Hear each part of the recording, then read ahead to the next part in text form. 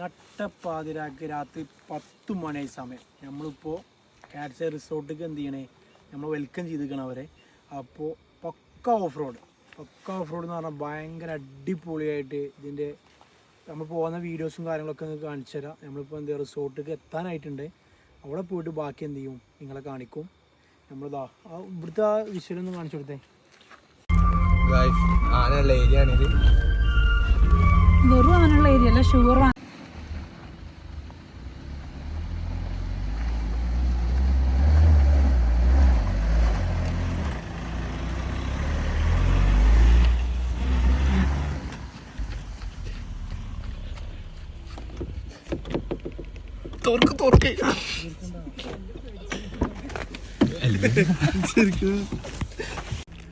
എവിടുക്കാന്നറിയില്ല, മൊത്തത്തിൽ ഇന്ത്യക്ക് എത്തിക്കണു. അപ്പോൾ ഫുൾ കാണാൻ ഇവിടെ ഒരു രക്ഷയില്ല.